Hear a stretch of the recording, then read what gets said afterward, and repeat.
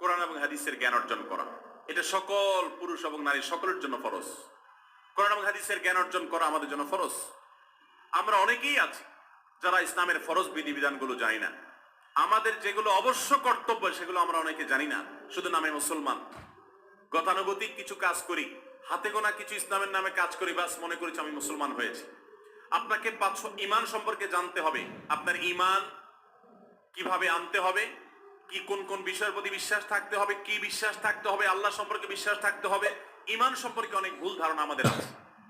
আমরা আল্লাহ সম্পর্কে বিস্তারিত জানি না, আখিরাত সম্পর্কে জানি না, নবী রাসূল সম্পর্কে জানি না। এগুলো সম্পর্কে সঠিক জ্ঞান অর্জন করতে হবে। 5 ওয়াক্ত নামাজ এর বিধিবিধানগুলো, কখন কোনটা পড়তে হয়, ওয়াক্ত কখন থাকে কখন যায়, অনেক মহিলা আছেন জানেন না, অনেক নারীরা আছেন, অনেক পুরুষরা আছেন জানেন না। এগুলো জানতে হবে।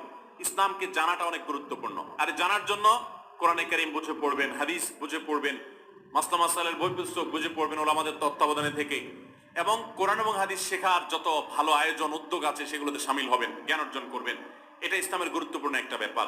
জ্ঞান অর্জন যদি না করেন তাহলে আপনি ইসলামের কোনো কাজ করতে পারবেন। ইসলামের সবকিছুর আগে হলো জ্ঞান অর্জন করা। সবকিছুর আগে ইসলাম সম্পর্কে ইলম অর্জন করতে হবে, কোরআন হাদিসের নলেজ অর্জন করতে হবে। নাম্বার 2, 5 ওয়াক্ত নামাজ। নবী সাল্লাল্লাহু আলাইহি সাল্লাম জান্নাতে, মেয়েদের জান্নাতে যাওয়ার শর্টকাট যে সিলেবাস দিয়েছেন, শর্টকাট যে ওয়ে বলেছেন, 4টা শর্ত দিয়েছেন। এর মধ্যে থেকে একটা হলো 5 ওয়াক্ত নামাজ ঠিকঠাক মতো যদি আদায় করেন। অনেক মহিলারা আছেন যোহরের নামাজ আসরের সময় গিয়ে আদায় করেন, আসরের কাছাকাছি আদায় করেন, কারণ গৃহস্থলী কাজে ব্যস্ত থাকেন, রান্না বাড়ার কাজে ব্যস্ত থাকেন, গা গোসল নিয়ে ব্যস্ত থাকেন।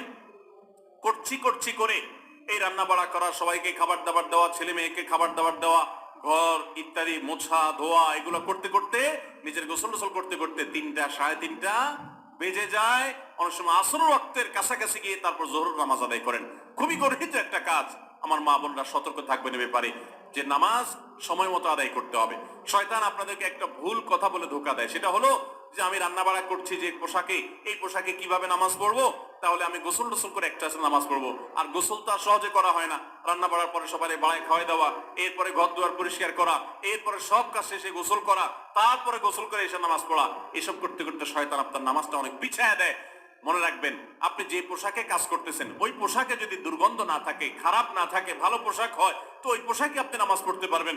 দুর্গন্ধ থাকলেও শরীরকে ফ্রেশ করার ব্যবস্থা আছে, আপনি ফ্রেশ করে আপনি নামাজে দাঁড়ায় যাবেন। এরপর নামাজ পড়ে বাকি কাজ করবেন। নামাজকে বলবেন না যে আমার অনেক কাজ আছে, এগুলো শেষ করে নামাজ পড়বো।